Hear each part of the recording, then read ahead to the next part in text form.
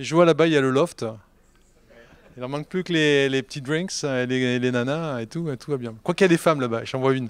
Donc c'est bien. Donc je vais faire une remarque très historique. Alors il y a une, mesdames, vous êtes deux, et je vous félicite.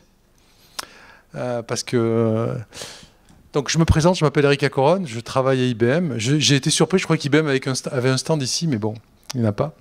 Donc IBM, ça contient Red Hat, hein, vous savez, c'est le même groupe. Hein. Tout à l'heure, il parlait d'IBM et de Red Hat, en fait, c'est le même groupe. C'est toujours amusant. Je fais partie du développement, donc je ne suis pas un vendeur, je ne suis pas un mec qui fait du service.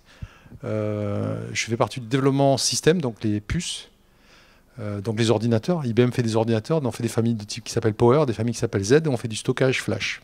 On a une gamme de produits, on fait aussi des bandes. Toutes les données qui sont chez vos cloud providers chéris, dès que vous n'en servez pas, elles vont sur des bandes, c'est des bandes d'IBM. C'est la meilleure solution au monde. Et j'ai été invité à vous parler d'un projet qu'on a démarré en 2016 avec une boîte américaine et sa filiale anglaise. C'est des gens qui ont fait ce bateau. Hein. C'est un vrai bateau, c'est pas un projet. Et en ce moment, il va bientôt repartir en mission. Donc il a déjà traversé l'Atlantique. Donc quand vous voyez à la télé les mecs qui font des drones qui vous montrent j'ai fait quelques minutes. Là c'est un bateau qui a traversé l'Atlantique, qui a eu des pannes. Je vais vous raconter ça, puis je vais vous montrer comment ça marche. C'est le but Et puis si vous voulez des films du bateau, j'en ai un paquet, puisque ils me les ont donnés, donc je peux les montrer à volo. Et donc mon job à IBM, à moi, c'est donc dans le développement, je me suis occupé pas mal de temps de tout ce qui était implémentation de fonctionnement cloud sur les systèmes IBM, c'est-à-dire comment un client peut utiliser des machines IBM qui s'appellent ZP Storage en mode cloud, et que ça soit équivalent à des clouds publics, hein, comme les Amazon et les autres. On a aussi nos machines qui sont dans les clouds, vous ne le savez pas, mais des fois, vous utilisez du SAS, et puis derrière, il n'y a pas un processeur Intel, il y a d'autres processeurs. Il y a de l'ARM aussi, il n'y a pas que des processeurs IBM.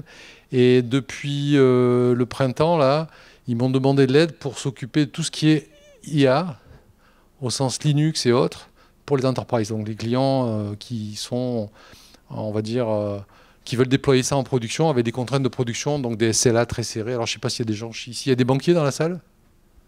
Des assureurs, des banquiers, il n'y en a pas? Non, vous êtes tous des développeurs. Ok. Donc voilà, je m'occupe d'IA. Et ce sujet-là, ce projet, il a commencé en... Alors, je vais mettre ça en mode présentation. Après, j'ai des détails et que je vous montrerai. Donc, en fait, je vais utiliser une présentation que j'ai utilisée avec la marine allemande il n'y a pas très longtemps. C'est bon? Donc en fait, le Mayflower, c'est un bateau de recherche. Hein. C'est pas un jouet fait par un multimilliardaire. Hein. Il appartient à une fondation qui s'appelle Promare. Donc vous pouvez le trouver sur Internet. Hein. Vous cherchez Mayflower Autonomous Ship, c'est en anglais bien sûr. Et donc c'est 17 mètres par 15. Ah ben si, j'ai un super rendering, regardez, vous allez le voir en vrai. C'est un rendering qu'une boîte nous a fait au LIDAR. Si j'arrive à attraper le petit play. Là presque.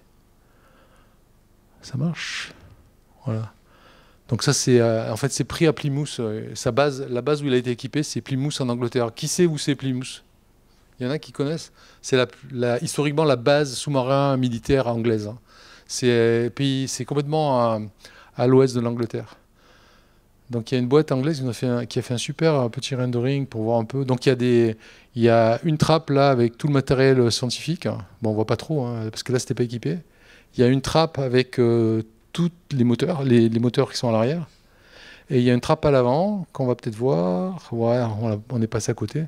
Et la trappe à l'avant contient tout ce qui est gestion d'énergie et l'IT.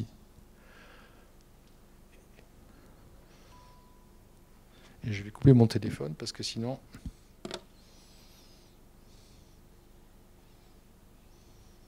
Ok, donc c'est un bateau en alu. Si vous êtes arrivé tôt, vous avez vu j'avais mis le time-lapse de la fabrication. C'est propulsé par une hélice. Il y a 2 moteurs électriques, il y a des batteries derrière, donc avec une gestion. Et les batteries sont chargées par des panneaux solaires flexibles, enfin un truc comme il faut. Et il y a un générateur. Alors pourquoi? Parce qu'il n'y a pas assez de surface et que le bateau est conçu pour aller dans l'Atlantique Nord et dans le Sud. C'est des zones où en général il ne fait pas beau. Regardez les courses de bateaux, vous verrez ce qui se prennent là-bas. Il est très pointu. parce qu'il est conçu pour traverser la vague.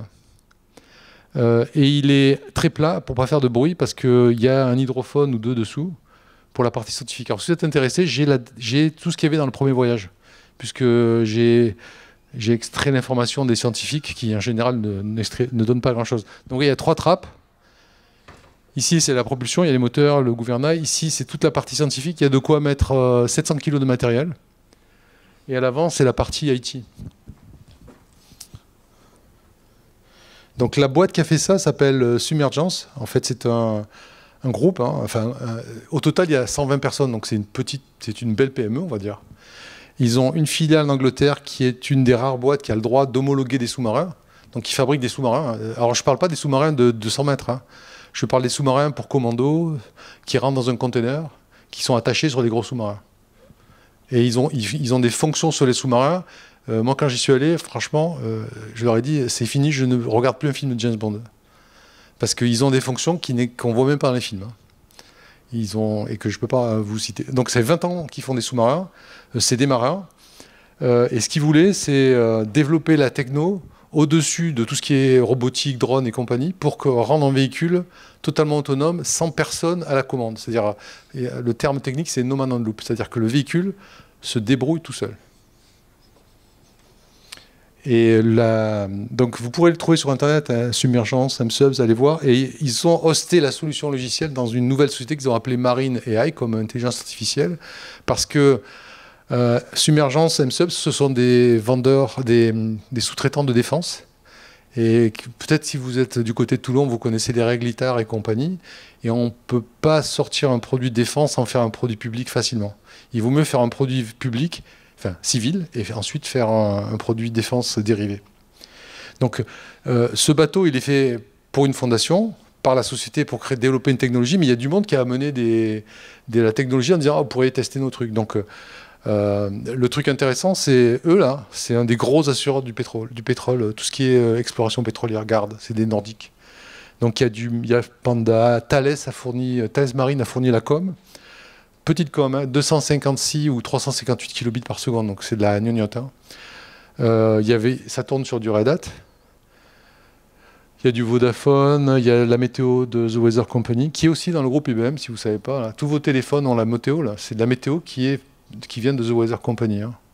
C'est la plus petite grille de météo du monde. Si vous voulez vous amuser, allez voir les specs. Et il y a Fleetmont qui faisait de la transmission. Bon, il y a quelques puces Nvidia aussi dedans. Donc, c'est pas un bateau IBM, hein. du tout. C'est pas arrivé en un jour. Hein. Quand je les ai rencontrés, ils démarraient le projet, c'était en 2016. Il y avait un dessin du bateau. Hein. C'était pas trivial pour eux, parce que c'était des rois de la robotique et du drone, mais pas du tout de l'IA. Dans la manip, on leur a en fait prêté la technologie IBM pour qu'ils testent. Parce que quand on les a rencontrés, ils testaient toutes les marques. Hein. Alors Google et Amazon essentiellement, et aussi Microsoft. Dans le développement, ils ont découvert que faire de l'IA sur le cloud, ça coûtait les chaussettes, les culottes, les pantalons. Donc bon, c'est amusant, c'est anecdotique, mais en fait, ils ont acheté une machine chez nous pour pouvoir compiler l'IA très rapidement et payer moins cher. Donc vous voyez, la discussion sur le cloud et l'on-prem, c'est une discussion financière. Ils sont aperçus qu'il valait mieux acheter une machine, l'amortir, et après la mettre sur notre projet plutôt que d'aller se faire ruiner. Enfin, ils ont commencé à se faire ruiner pendant 2 mois, puis ils m'ont appelé, ils ont dit oui, est-ce qu'il y a un sous-traitant, enfin un partenaire en Angleterre? Et la seule chose qu'IBM a fait là-dedans, c'est à la fin on a demandé un autocollant et on a donné de l'argent à la fondation. Mais sinon, il n'y a absolument aucun sponsoring sur l'utilisation de technologie. Hein. Je vais être très clair là-dessus. IBM n'a pas donné la technologie, on a dit vous en servez. On leur a dit, c'est moi d'ailleurs qui l'ai fait. Je leur ai dit vous voulez tester? Je me débrouille, je vous fais un prêt. Si vous voulez, on vous le prête à la fondation. Donc ils ont utilisé un paquet de trucs. Hein. Là, je ne vous montre pas les trucs dans IBM. Ils ont utilisé une solution de vision qui s'appelle Maximo, qui est aussi utilisée dans la marine et dans l'industrie pour gérer la maintenance des pièces. Ils ont utilisé une solution de gestion d'edge, d'avoir un edge très compliqué à distance. Donc dans ce cas-là, l'edge, c'est un environnement Docker. Tout ce bateau tourne sur du Linux. Hein. Il n'y a absolument rien Windows. Hein. C'est du Docker, de l'OpenShift côté cloud et tout un Linux de A à Z. Ils ont du Red Hat. Ils ont utilisé la méthode de The Weather Company. Bon, ils ont pris une machine chez nous pour compiler l'IA. Ils ont utilisé pour faire du design de sites web des outils de Watson, Watson Studio et compagnie. Et ils ont utilisé 2 produits d'IA qui sont en bas.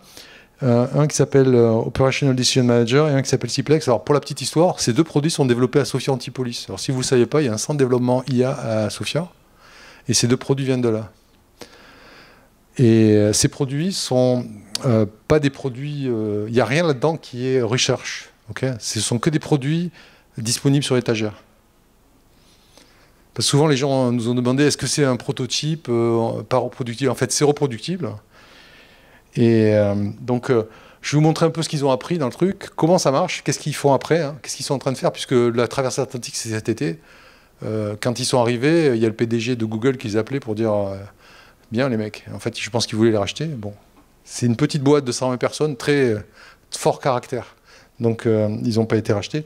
Donc, ils ne sont pas arrivés de l'autre côté de l'Atlantique sans, on va dire, des vrais problèmes de bateau, des vrais problèmes physiques. Donc d'abord, ils sont partis en 2021 et le générateur qui complète les panneaux, le pot d'échappement qui relie le générateur à la coque a pété. Et c'était une panne suffisamment grave pour que le bateau, vu la quantité de panneaux solaires, la météo, en fait, ils ne savaient plus garantir une vitesse stable pour les équipements scientifiques à bord. Donc ils ont préféré arrêter. Donc en 2021, ils ont dit reviens. Donc il est revenu avec l'énergie solaire, donc à faible vitesse. Hein. Sa vitesse normale, c'est entre 5 et 7 nœuds. Qui fait du bateau ici? Il y a des gens qui ont le permis bateau dans la salle? Putain, vous êtes tous des geeks derrière un écran. Il y en a un. Il y en a un qui a un bateau. Je vous poserai une question, monsieur. Donc, et quand ils sont partis cette année, en fait, ils ont eu des problèmes physiques. Ils ont eu 2 problèmes physiques. Ils ont quelque part, là, vous voyez, au large de l'Espagne, ou du Portugal plutôt, ils ont eu un interrupteur de bateau, les gros interrupteurs rouges, on coupe des gros ampérages, qui a fondu, et qui a fondu ouvert. Et donc, le système, en fait, il y a plusieurs circuits, et avec la redondance qu'ils avaient bâtie, ils ont dit au bateau, bon, ta mission, c'est plus d'aller vers les US, tu vas aux Açores. Donc, ils l'ont envoyé aux Açores. Aux Açores, ils ont ouvert le bateau, il y a 40 boulons pour ouvrir la trappe, là, où il y a l'électricité, et la réparation, c'était un coup de tourne. Enfin, ils ont essentiellement, débloqué enlevé le switch, ils ont mis un neuf. Et le problème, c'est que c'était un switch à 300 et il passait 400 ampères. Enfin, presque 400. Donc, c'était pas le bon rating. Je pense qu'il y a un électricien qui s'est fait chauffer les oreilles ce jour-là très fort. Mais c'était intéressant parce que, côté IA et comportement, pour que vous compreniez le niveau du système, quand ça a été réparé, le gars qui a fait la réparation est reparti tout de suite. Ils ont laissé le bateau au port. Et en fait, ils ont fait le redémarrage du port en autonome. Vous voyez le niveau de performance du système. Donc ils ont dit à un gars du port qui n'avait rien à voir le bateau, qui ne savait pas, c'était une démonstration que demandaient certains futurs clients aussi, que quelqu'un de non compétent là-dedans puisse réinitier une mission. Donc en fait, ils ont fait un truc très sioux, ils ont dit au gars, tu le mènes, tu le sors du port, tu le mets juste à l'entrée du port. Et il y avait un mec qui était dans un avion qui faisait Canada, ils ont pris contrôle ils ont lancé un ordre de mission sur le bateau à partir d'un avion en vol, avec la connexion internet de l'avion ordinaire, hein, le Canada Airlines standard. C'était un test que les gens voulaient voir. Donc ils sont repartis. Ici, ils sont pris une tempête. Alors en anglais, on dit un hurricane, nous on dit une tempête. Ils étaient très ennuyés parce que, en fait, le bateau fait 15 mètres. Et ils avaient dit on ne le met pas dans des vagues de plus de 10 mètres. Ils ont eu des vagues de 20 mètres. Donc ça tape très fort. Alors, je ne sais pas si vous savez, mais je ne l'ai pas dit, mais l'environnement maritime, c'est très très dur. Moi, je travaille aussi sur le spatial. Donc sur tout ce qui est les futures stations, etc., mais de l'IT en l'air. L'espace, c'est cool. Hein. Ça chauffe au démarrage, parce que ça vibre à des niveaux de décibels incroyables. Mais après, il ne se passe plus rien. Et il est très rare, vous avez rarement entendu parler d'un truc qui s'est pris une météorite en plein, puis pouf, il y a un trou là comme dans les films, ça arrive jamais. Et après, à l'arrivée à Mars ou autre, où il s'écrase en général, parce qu'il y a un capteur qui ne marche pas. Donc ici, ils sont pris à une tempête, et ils ont designé un système de haute disponibilité. Enfin, je leur ai fait un cours sur la haute disponibilité sur les systèmes IBM Z. Ils ont réutilisé quelques idées. Et ils ont perdu un des 3 systèmes, là, parce qu'il y a un câble qui avait trop d'écart entre 2 colliers, et avec le choc des vagues en frottant sur la partie métallique du boîtier, eh bien, ça a bouffé le plastique, ça a bouffé l'isolation, enfin la masse, et ça a attaqué le bus. Et ils ont, le système a pris, donc il y a eu le système d'Odispo a pris la main et ils n'ont pas perdu. Mais comme ils étaient en plein tempête, ils sont allés à Halifax. Donc les Canadiens étaient super contents parce qu'ils ont dit ce bateau a traversé l'Atlantique tout seul, non assisté, etc. Il est arrivé au Canada. Et la réparation, c'était un morceau de Rubson, enfin le scotch noir, vous voyez. Et après, ils sont allés. Leur but, c'était de faire Plymouth. Plymouth, c'était pour commémorer la traversée du Mayflower. Donc le bateau, il n'est plus à Plymouth maintenant, il est descendu juste un peu en dessous ici. Il est à la fondation qui s'appelle Woods Hole, comme le bois et le trou, hein, si vous pouvez chercher, Woods Hole Foundation. Et il est en train d'être rééquipé. Et vous avez des questions? Donc, qu'est-ce qu'ils ont démontré? Bon, d'abord, ils ont démontré une autonomie totale. Donc, il n'y a personne qui radiocommande le bateau. Le bateau n'est pas connecté en permanence. Hein. Donc, la connexion est activée que temporairement, quand il faut. Ça peut rester en mer longtemps. Alors, leur design pour ce bateau-là en particulier, la quantité de batterie, le fuel, le générateur, c'est une mission 1 à 2 mois. Mais il n'y a pas de... C'est vraiment... là, après, c'est un choix physique. Il faut mettre du poids de batterie. Donc, c'est un design de bateau, hein, comme un voilier. Ils sont arrivés à prouver qu'ils arrivaient à prendre des décisions aussi bonnes qu'un capitaine humain. Alors attention, il faut faire attention avec l'IA. Hein. Aussi bonne qu'un capitaine, mais ce bateau ne sait pas répondre à la radio. Donc on ne peut pas lui dire « Ah, salut Mayflower, comment tu vas ?» Ça, c'est pas encore dispo, hein, d'accord. Et la solution est portable, c'est-à-dire que ce qu'ils ont conçu ne dépend pas du bateau. Alors, la solution intègre la dynamique du bateau, mais en changeant la dynamique du bateau, on peut le mettre sur un autre bateau, ce qui est en train d'arriver en ce moment. Et donc, ils sont en train de travailler sur l'extension. Donc, les extensions que demandent on va dire les clients, c'est la voix, commande à la voix, réponse à la voix à la radio. Je vous avoue, c'est très dur. Hein. IBM, on a fait la voix il y a très longtemps. Moi, j'étais les gens du labo qui développaient la voix. Mais là, la voix en mer, c'est quelque chose d'extraordinaire. Hein. On a eu des échantillons de voix. Le Philippin qui demande une recette de pâtes à la radio, c'est quelque chose. Hein. Et c'est ça ce qui se passe dans la réalité. Et puis, la gestion de flotte, c'est-à-dire un bateau avec 50 comme ça, et puis s'en servir pour faire... ce qu'on appelle une inondation, c'est-à-dire la partie en face est débordée par la quantité. Et la chose la plus intéressante, ça c'est le côté technique, tout ce qu'il y a à la solution d'IA, mais ce truc-là, c'est moins cher que Uber. Hein. Alors le dernier bateau fait par l'Ifremer. Qui connaît l'Ifremer ici? Il y a quelqu'un de l'Ifremer ici? Bon, donc ils ont fait un bateau, c'est 200 briques, hein, enfin 200 millions d'euros, sortis de la fabrique. Il n'est pas allé faire une mission en mer. Ça, c'est 2. Donc ça permet d'envoyer une plateforme d'un endroit où on ne va pas envoyer d'humain. Elle se débrouille, elle revient, elle peut rester des mois en mer et alléluia. Donc il y a vraiment une valeur ajoutée pour la recherche.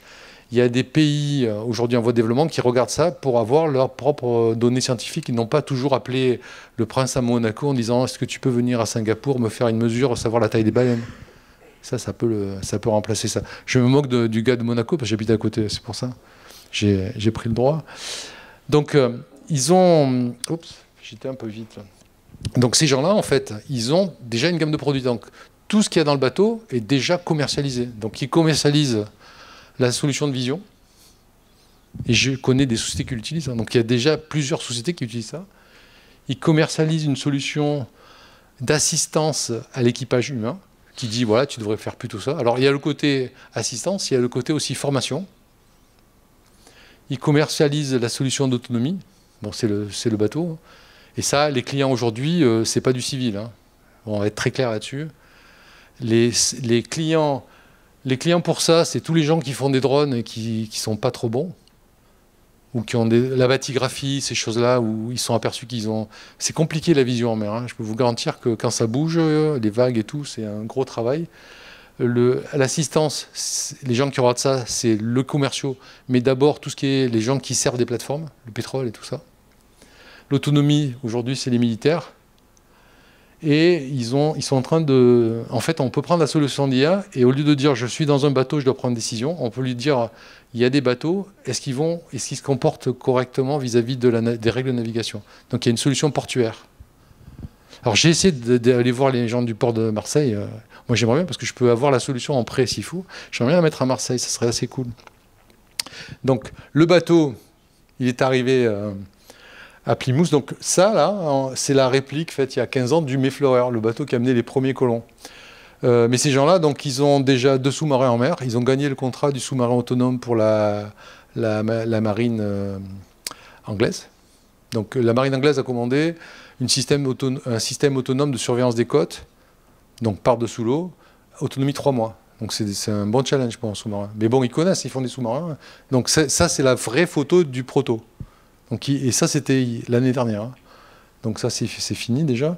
Ils sont en train de faire un bateau monocoque scientifique qui, lui, emporte 2 tonnes de matériel pour avoir plus d'équipements scientifiques. Alors c'est clair, c'est pas les équipements scientifiques où il faut un mec regarder au microscope. Là. Ça doit être de l'équipement scientifique autonome. Si vous voulez, je vous montrerai, il y a des équipements dedans qui travaillent avec de l'IA à bord. Et puis, ils ont gagné l'équipement, la solution d'autonomie pour le premier bateau 70 mètres. Alors, il est blanc, mais en fait, c'est la marine américaine. C'est un projet d'ARPA, marine américaine, de bateau autonome. Donc, c'est un gros bateau, là. Hein. C'est plus un petit bateau. Donc, ils sont très, très occupés. Alors, parlons un peu technique. D'abord, comment ça fonctionne au point de vue Edge, etc. Donc, le bateau... Il a ses expériences scientifiques, il a un système de navigation, il y a un agent d'Edge à bord. Hein. Alors, cet agent d'Edge, il vient d'une solution IBM qui s'appelle IEAM. Alors, c'est les Cloud Pak for Data qui tournent sur Red Hat OpenShift. Mais cette solution est aussi open source. On l'a open sourcée. Donc, c'est une solution qui est en production, qui est vendue et qui a été vendue pour la première fois en 2015. Vous voyez, donc, ce n'est pas du produit non mature. Hein. Et elle sait gérer un edge compliqué. Donc c'est un ensemble de solutions Docker, mais il y a plusieurs systèmes physiques hein, dans le bateau hein, pour la fiabilité. Du côté cloud, ben, il y a un environnement OCP. Il y a tout ce qui est la gestion d'edge. Alors la manière dont l'edge est géré dans cette solution, c'est pas du blockchain, mais ça y ressemble un petit peu. C'est-à-dire qu'il y a des tokens uniques échangés qui font que si on touche le code dans le bateau, quand il va se reconnecter, la base se rend compte qu'il a été falsifié. Et l'inverse est valable. C'est-à-dire que lui, il a un token de la base, enfin, qui est dans le cloud, et il sait si c'est la vraie base ou pas. Ça, c'est une solution de sécurité très importante, parce qu'on ne voudrait pas que quelqu'un hack un bateau comme ça. Alors celui-là, c'est peut-être pas très grave, mais si c'est un autre, ça peut être gênant. Et la manière dont les données passent, bon, ils ont une encryption physique, hein, il y a une boîte d'encryption, mais du point de vue logiciel, on passe dans le cloud. Hein.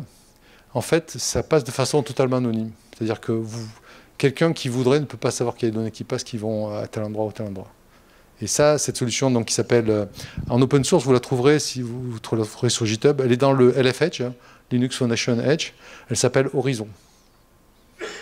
Et donc chez IBM, en produit tout packagé, elle s'appelle IBM Edge Application Manager. C'est dans le Cloud Pak for Application Management qui tourne sur OpenShift, qui est un ensemble Red Hat. Donc c'est le Kubernetes de Red Hat. Hein. Pour ceux qui vous connaissez tous OpenShift, ça vous dit quelque chose? Il y a au moins un qui sait, c'est bien. Le seul qui a mis un masque, qui ne veut pas être malade. Félicitations. Et donc il y a le Control Center qui lui gère tout ça. Vous voyez, c'est une solution qui en fait, là on peut en mettre 1000, facile. Et ce format de solution, en fait, je vois régulièrement des gens avec qui on discute qui ne sont pas du tout des gens qui font des bateaux, mais qui sont des industriels, et qui me disent c'est une bonne solution, ça c'est mon usine, et ça c'est mon headquarters, et puis j'ai une partie, un encore dans le cloud pour faire la connectivité. Et je peux déployer mes solutions de manuf. Les gens du retail regardent ça aussi, pour simplifier leurs solutions dans les magasins. Des questions? Allez. Alors, pour la solution d'IA, en fait, le design, il est... Alors, je ne vais pas rentrer dans tous les détails, mais si vous avez des questions, je rentrerai dans les détails. Le design est assez simple. Quand on veut regarder un système comme ça, c'est très proche d'une pyramide de Maslow. Qui connaît Maslow? Ah, il y en a au moins quelques-uns qui ont eu des cours de psy, c'est bien. Donc, en fait, c'est exactement comme ça. Donc, on part du bas. En bas, c'est la survie. Je dois être face aux vagues. Il me faut au moins 2 nœuds. Alors, il y a le marin, là. 2 nœuds, ça suffit, hein, c'est ça. Ouais, il approuve. Et comme ça, on ne se fait pas retourner. C'est un trimaran, donc s'il est retourné, il est capoute. Hein, d'accord. Donc, c'est la robotique, ça, on va dire. Après, quand on monte d'un cran, la première chose à savoir, c'est qu'est-ce qu'il y a autour de moi, est-ce qu'il y a des obstacles, des choses. Donc ça, c'est un premier niveau d'intelligence. Le niveau supérieur, c'est une fois que je suis conscient de mon environnement, c'est comment je dois me comporter, sachant que je vais quelque part et sachant qu'il y a des règles en mer. C'est-à-dire, on doit éviter les bateaux par la droite. Alors, les règles sont documentées dans les Colregs et les Solas, qui sont les bouquins de référence que les capitaines, comme ce monsieur, on va dire, ils font le code de la route lorsqu'ils passent le permis, n'est-ce pas? Et donc, ces règles-là sont des règles internationales qui sont applicables en côtier et puis en pleine mer. Ils ne sont pas toujours respectés, donc il faut ça, plus des règles qui ne sont pas dans les bouquins, qui sont les règles du bon capitaine. C'est-à-dire que, en fait, quand on formule la solution d'IA à ce niveau-là, on prend des capitaines qui disent voilà ce qu'on fait en mer en général dans ces cas-là. Donc eux, ils ont dans leur équipe, je vous dis c'est des marins, ils ont 2 master mariners. Alors le master mariner, je ne connais pas le nom en français, c'est le capitaine qui forme des capitaines pour au long cours, etc. Donc ils ont été là-dedans. Et puis le niveau le plus haut, c'est une fois que j'ai tout ça, c'est quoi la meilleure solution? Donc en fait, quand vous regardez ça, en fait, et je vous montrerai le détail, là j'ai mis en premier, la première couche, c'est là où on trouve de l'IA statistique, donc entraîner les données. La deuxième couche, on trouve de l'IA symbolique, entraînée par des experts. Et la dernière couche, on trouve de l'optime.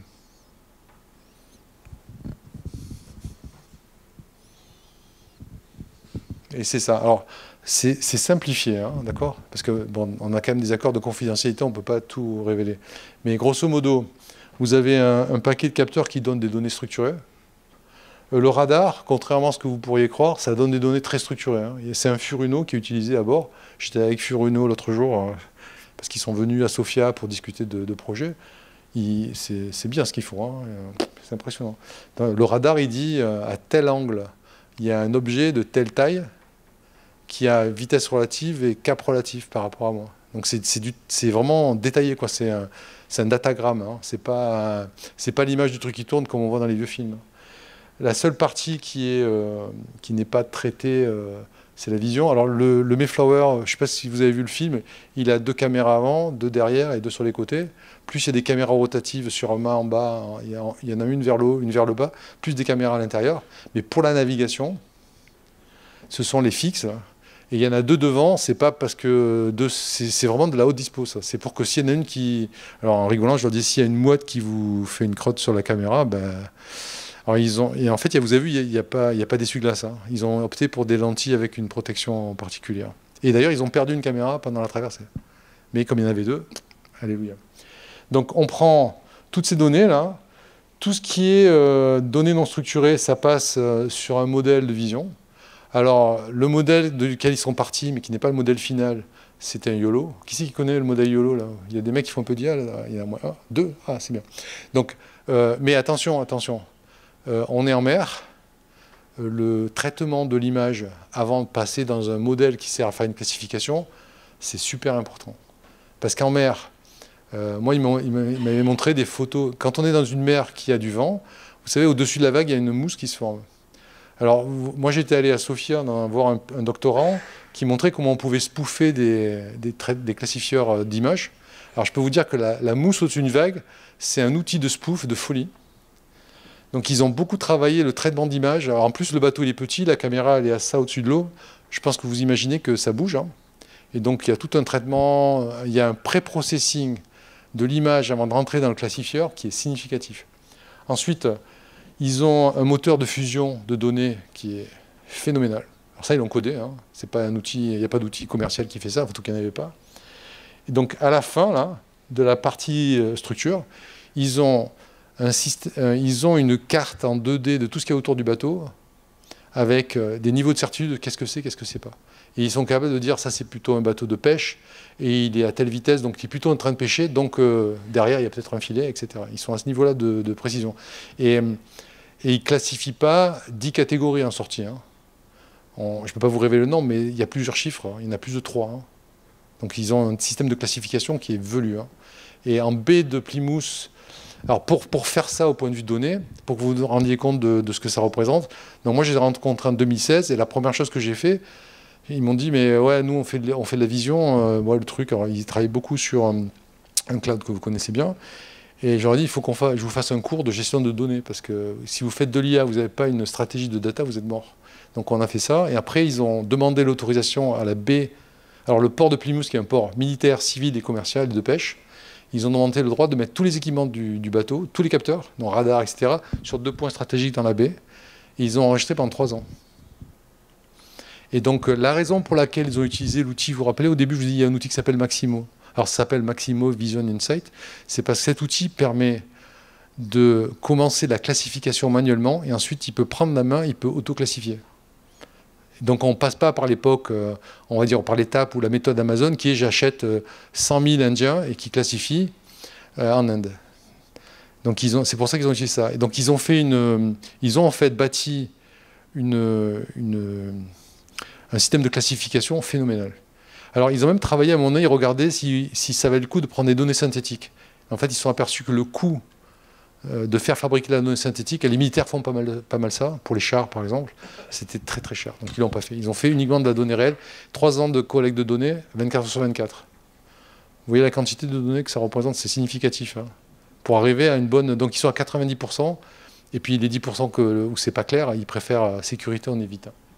Alors une fois que ça c'est fait, on prend ces données, on les passe à une évaluation, donc c'est là où on applique...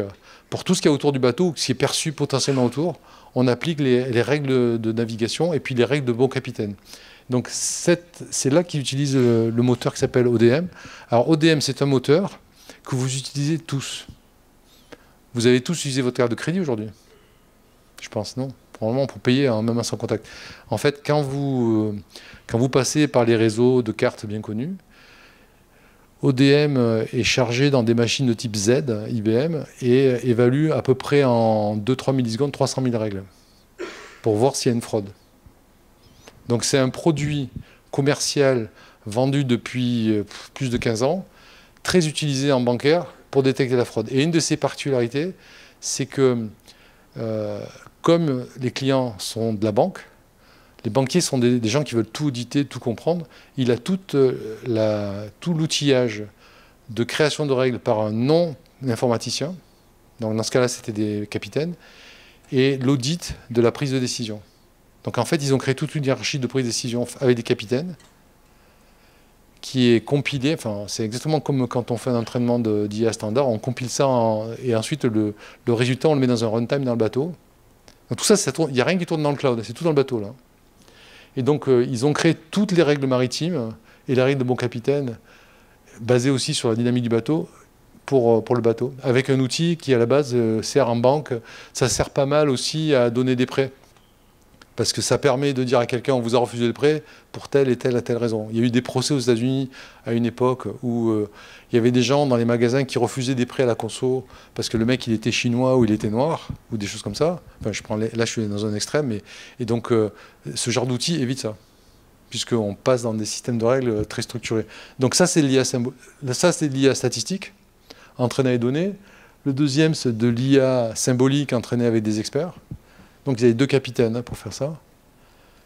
Et c'est phénoménal. Des capitaines, ils savent faire ça. Enfin, le truc est graphique, c'est vraiment très bien fait. Donc ça a été développé sur le cloud. Ensuite, le runtime, il est exporté sur le bateau, comme là. Et ensuite, il y a une dernière couche qui est une prise de décision. Et alors en fait, c'est là que c'est important de regarder. Là. Vous voyez, 1 à 1 et 1 à Méni, là en bas. En fait, quand on applique la règle maritime, c'est toujours vis-à-vis d'un objet.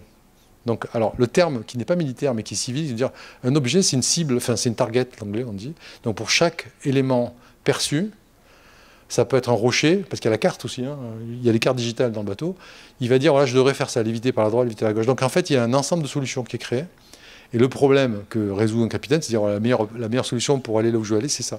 Donc dans le bateau, on n'a pas ça. Donc ils ont utilisé Ciplex Optimizer. Alors ça fait partie des outils d'IA. C'est un moteur de modèle d'optimisation. C'est très utilisé. Quand vous prenez l'avion, les équipages sur les avions sont pratiquement tous planifiés avec du Ciplex ou des produits équivalents. Mais Ciplex ODM sont les plus gros produits disponibles sur le marché. Et donc, ça permet d'avoir un modèle. Il y a un modèle mathématique donc, qui est créé, qui est compilé, qui va sur un runtime, qui permet, en fonction des données qui sortent de l'évaluation, avec toutes les cibles autour, de dire le meilleur chemin, le meilleur cap, et la meilleure vitesse, ou les 3 meilleurs, c'est ça. Et ensuite, il y a un dernier niveau qui est en fait une partie contrôle qui dit, OK, je prends la première, la deuxième, la troisième solution en fonction des legs qui me restent, etc. Donc en fonction des paramètres du bateau. Et à la fin, en fait, ce système-là, il dit, je veux tel cap et telle vitesse. Et la robotique, en fonction du vent, de la dérive, de la puissance du moteur, c'est mettre le gouvernail dans le bon angle et faire tourner les hélices à la même vitesse. Et tout ça, ça se passe sans connexion avec la Terre. Il se débrouille tout seul. Et quand on a une connexion, c'est pour ça que j'ai mis intermittent ici, donc comme les choses sont développées, soit, oula, je vais faire un écho, que ce soit la vision, les règles, l'optime ou l'edge, c'est géré à distance, en fait, on peut faire des mises à jour. Donc ils ne prévoyaient pas de le faire, mais ils l'ont fait pendant la traversée. Donc ils savent gérer une mise à jour dynamique. Alors, l'utilité d'une mise à jour dynamique, dans ce cas-là, la plus évidente, c'est la suivante, c'est vous n'allez pas avoir les mêmes comportements en pleine mer, en zone côtière et en zone portuaire. Et il faut que vous sachiez que chaque grand port, Marseille c'est comme les autres, mais Rotterdam et autres, il y a des règles spécifiques au port pour y rentrer. Alors aujourd'hui, ces bateaux ne savent pas, c'est pas encore disponible, on n'a pas aujourd'hui d'interaction entre la gestion d'un port, on va dire digital, et ces bateaux-là. C'est à créer. Il y a des projets en ce moment qui vont être faits, hélas pas à Marseille, moi j'aimerais bien à Marseille, mais ça va probablement être fait à Rotterdam pour faire l'interface, pour que le port puisse gérer ça. Parce que ce bateau-là, on ne peut pas mettre un pilote dessus. Hein. Donc, et on ne peut pas dire à un pilote, tiens, voilà la télécommande, parce qu'il ne connaît pas la dynamique du bateau, il va le péter. Hein. Et donc il y a un bon problème technique là, mais bon, ça c'est à venir. Voilà. Et donc une chose intéressante, c'est la météo en fait vient au bateau. La météo globale, il a une météo locale. Hein, la météo globale vient au bateau après être très pré-traité.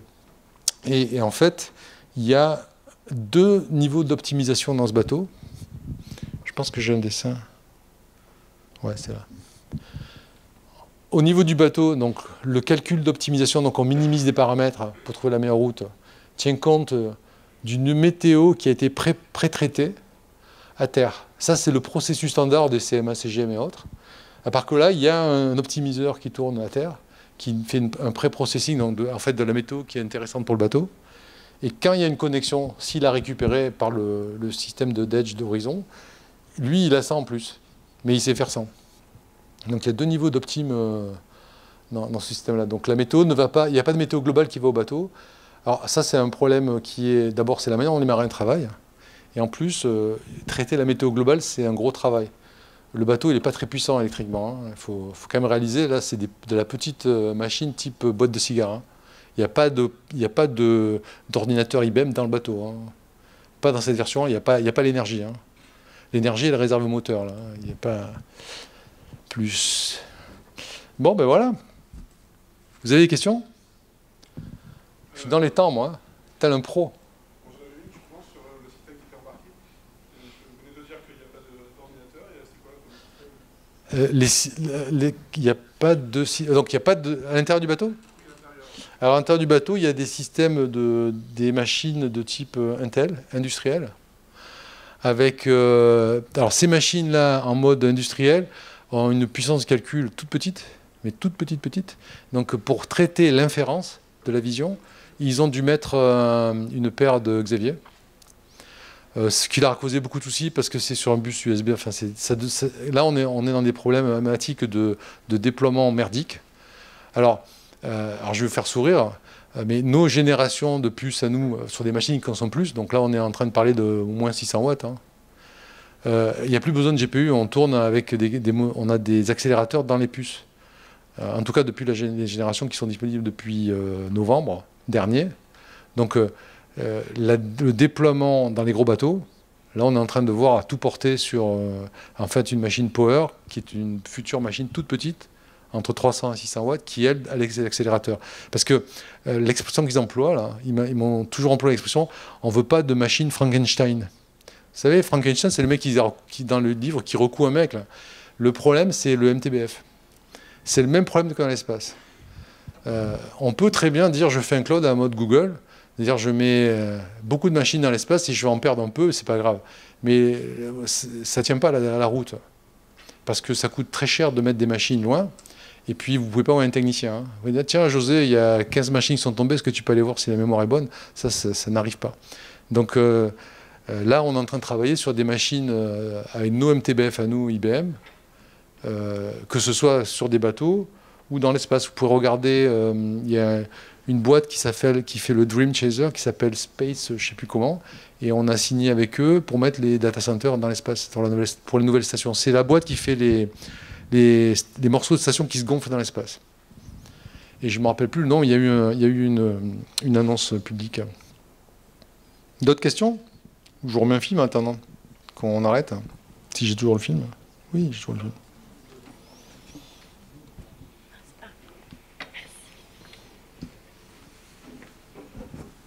Oui, bonjour, merci pour votre présentation. Je voudrais revenir sur la petite histoire que vous avez dit au début sur les problèmes qu'avait subi le navire.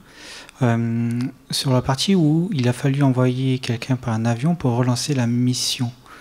Pourquoi ça n'a pas pu être fait? Non, on a envoyé quelqu'un physiquement pour faire la réparation, parce que le switch cassé, il fallait le changer. Mais la gestion de la mission a toujours été faite à distance. Ah d'accord. Okay. Ouais. En fait, le centre de commande, alors on ne peut pas vous montrer de photos parce qu'il est classifié, mais bon, il y a 6 écrans, hein, et on donne des ordres de très haut niveau au bateau. En fait, on peut lui dire, va là, fais ça, et il y a dans le bateau, je vais vous montrer ça, l'exemple typique, enfin l'exemple pratique, c'est ça, que je peux vous citer. Je pense que celui-là, je peux le mettre en grand. Tac. Donc là c'est la soute à expérience. Donc dans la soute, il y a du matos de scientifiques et il y a une expérience qui écoute les sons, qui fait une transformée de Fourier, enfin transformée. Et en fait, si vous avez entendu parler du Wave Glider, dans le Wave Glider, lorsqu'il était dans le Pacifique, il y avait une expérience à bord qui venait de la Jupiter Foundation, qui est une fondation américaine côté San Diego. Et ils ont prouvé, donc il y a des publications, qu'on pouvait reconnaître des mammifères, leur race, et on peut les classifier en matures et puis des jeunes. Hein, donc on peut les compter. Et donc cette expérience qui était à bord du bateau, une des choses qu'ils ont commencé à tester, c'est qu'elle ait accès à un mode de communication avec le système de navigation pour lui dire « j'aimerais aller là ». Pour que dans la dernière case, la case de contrôle, on puisse rentrer un paramètre de dire « j'aimerais aller là », qui n'est pas là où je vais à la fin, mais est-ce que je suis capable de me dérouter pour me rapprocher de ces cétacés et les compter ou les classifier dans le cadre de la mission. Donc il y a une interaction qui est possible entre les deux. Mais le contrôle de mission est de très haut niveau, il permet d'interagir avec la charge utile, hein, la charge scientifique, mais il n'y a pas de... En fait, on peut lui dire à distance, voilà, je te donne une nouvelle mission, c'est ce qu'ils ont fait. Donc en fait, quand ils l'ont relancé à partir des Açores, ils ont dit aux gars du port, c'est un peu c'est aventurier parce qu'il n'y avait personne pour surveiller, donc ils ont dit, tu prends un Zodiac, tu le mets, vous regarderez le port des Açores, il y a 2 ports dans la plus grande île, il y a une espèce de bar comme à Marseille, c'est un peu comme si on le mettait, on le tirait au niveau de la sortie du Vieux-Port. Et ils ont dit, bon, maintenant, tu le décroches. Et eux, ils ont téléphoné à un mec dans un avion, puis lui, il a envoyé un ordre de nouvelle mission.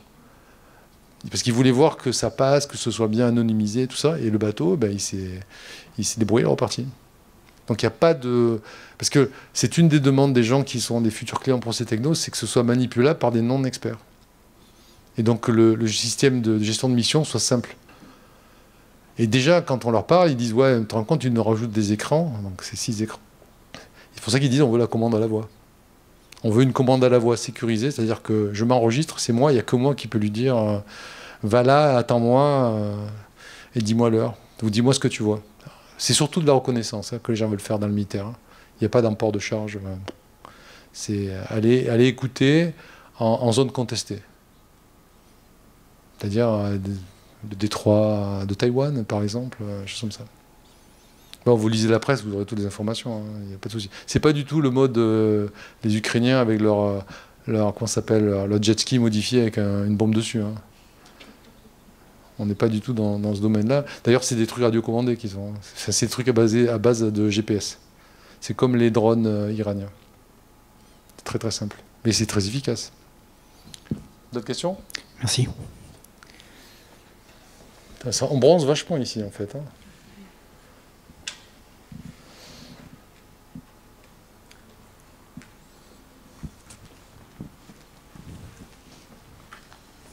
en fait, si ces technologies vous plaisent, donc la partie IA, on développe les produits à Sofia. Le mec qui fait le bateau, là, il embauche. Donc si vous voulez aller bosser à Plymouth, on fait un très bon jean à Plymouth. Hein. Le Mayflower a été baptisé au jean. Hein. Et on a beaucoup rigolé lors du baptême parce que quand ils ont dit mais qui est le représentant d'IBM qui a designé la solution et que l'ambassadeur américain m'a regardé et m'a dit mais vous n'êtes pas américain. J'ai dit pas de bol, hein. IBM a des filiales partout hein, et les produits d'IA sont faits ici. C'est comme ça. Oui, bonjour. Je voulais savoir s'il fallait une autorisation spéciale pour mettre un tel bateau au fait en mer. Alors, ça dépend du pays. D'accord. Alors, donc ce bateau, il est autorisé dans les zones côtières anglaises, américaines et canadiennes. En France, aujourd'hui, ils sont en train d'essayer d'ouvrir on va dire la réglementation, mais en fait, ça dépend de la classification du bateau. Donc, un truc volant, enfin un flottant, peut être classifié en tant que drone. Donc, il doit toujours être accompagné. Ça, c'est classifié en tant que leisure boat. Mais la classification des bateaux autonomes est en train de... Le PDG de la boîte qui a fait le bateau participe aux travaux avec la Lloyd's pour créer la classification. Parce que c'est nouveau. Et le problème, par exemple, d'aborder un port alors qu'on ne peut pas mettre un pilote à bord puisqu'il n'y a personne, c'est un bon problème. Voilà. Donc, c'est pas... La partie légale... elle n'est pas mûre. Mais c'est pour ça que les premiers clients, c'est de l'assistance, parce que là, il n'y a pas de problème de légalité, puisque c'est que de l'assistance à un être humain, c'est un officier en plus. Et puis les militaires ne vivent pas par les règles civiles. Donc ils n'en ont rien à carrer, eux, ils sont bons. Voilà, c'est comme ça. Donc, ouais, mais alors, il faut que vous sachiez que quand on a vu des capitaines et qu'on a commencé à discuter de la solution avec eux, qu'ils ont vu parce qu'on a un système de simulation, ils ont fait un système de simulation phénoménal. Donc on peut tester, on peut montrer, on peut dire on met des bateaux là et on appuie sur Run et puis on voit ce qui se passe et on peut faire de la simule. Hein. Les vieux capitaines, tout de suite ils ont dit c'est génial pour former les jeunes. Les jeunes ils ont dit oh mais vous voulez supprimer les humains des bateaux. C'est une débilité profonde. Dans un bateau commercial, on a la CMA ici. Hein. Le bateau commercial, c'est pas les 10 Philippins qui coûtent cher. C'est pratiquement l'équipage, le morceau le moins cher du bateau. Vous saviez ça? Que l'équipage, ça coûte rien comparé au reste? C'est très important, il faut le savoir. Il n'y a pas les bateaux sans personne à bord, mais quand il y a eu la démo dans la rade de Toulon d'un bateau autonome fait par Polytechnique, mais tout le monde rigolait hein, dans cette boîte. Parce que qui va lancer la mare? Il faut bien. Et qui va. Parce vous avez vu la panne là, du fil électrique? C'est ennuyeux, hein. Il n'y a pas un robot qui va. C'est bien le mec qui est le scotch. C'est très utile. Donc l'humain, non. Par contre, ça améliore la sécurité. Is good? Bon. Eh bien, écoutez, je vous remercie. Bonne soirée.